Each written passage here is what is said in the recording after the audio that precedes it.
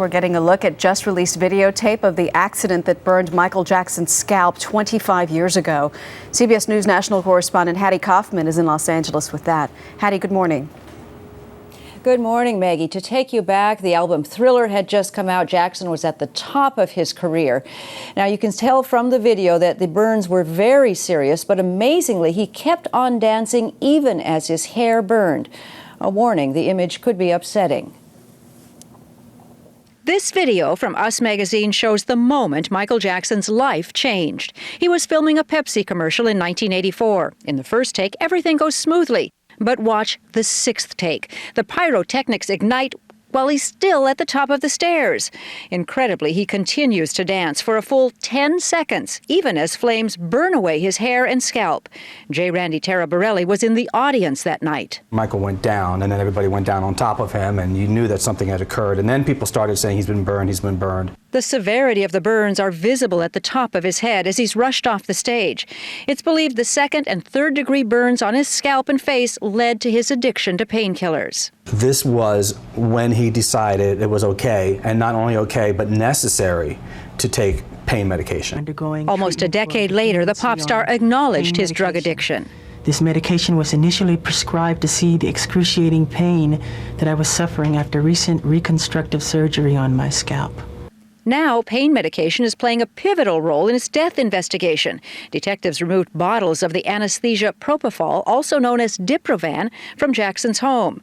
Officials are focusing on several doctors, including Dr. Conrad Murray, who was with Jackson when he died. If the police can establish that Dr. Murray or any other doctor provided Diprovan to Michael Jackson in his home, outside of a hospital capacity, then the crime would be negligent homicide. 25 years ago, fans were not informed of the severity of the accident.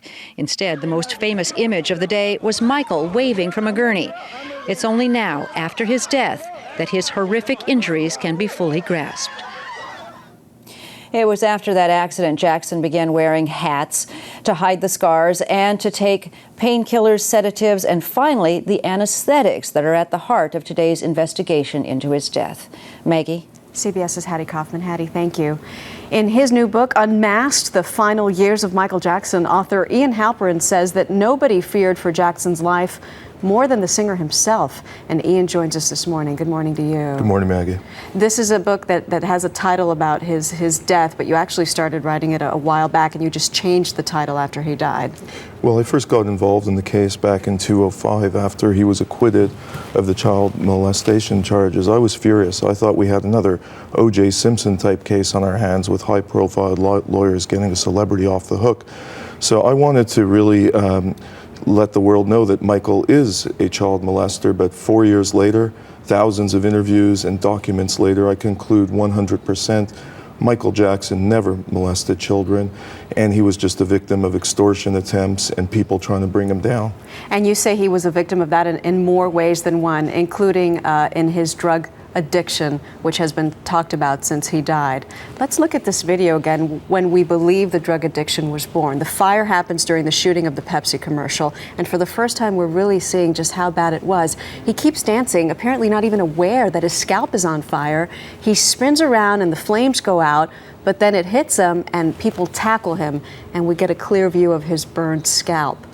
From what you've research, from your interviews with people who were close to him, from your dealings with Michael Jackson, how bad did this addiction that was born in this moment get? Well, this was definitely the start, but it didn't have to become a dependency. I don't look at Michael Jackson as being an addict. I look at him being dependent because he had all these illnesses and he needed them to live. Without the medication, I don't think he could have survived. But this incident back in 1983, I think it was the perfect opportunity for doctors to take advantage of and to get him to become dependent on prescription drugs and to up the level of the drugs he was on. And that's where I find the injustice is. These doctors, I hope, are investigated thoroughly by authorities and are brought to justice, because Michael Jackson deserved a much better fate. Let's face it, he's the world's greatest entertainer, one of the greatest humanitarians I've ever encountered. Michael Jackson was not given justice in his life, and I hope the people who enabled him are brought to justice. You make some explosive claims in your book. You say he may have been anorexic, he was gay, A lot of people at home will say, everybody's coming out and talking about Michael Jackson, pretending like they're experts. With all due respect, what makes you an expert? How can we trust what you're saying when your sources in the book are not even named? Well, a lot of sources are named in the book. Some aren't because the two those main people, sources, the confidants that you talk well, about. they signed confidentiality agreements, but I will prove everything in my book easily. The people coming out of the woodwork now, they've only come out since Michael's death. Everyone has known I've been working on this book and film for years, and that my book will be the definitive account of what happened to Michael during his final years, and also have 300 hours of footage to back everything up.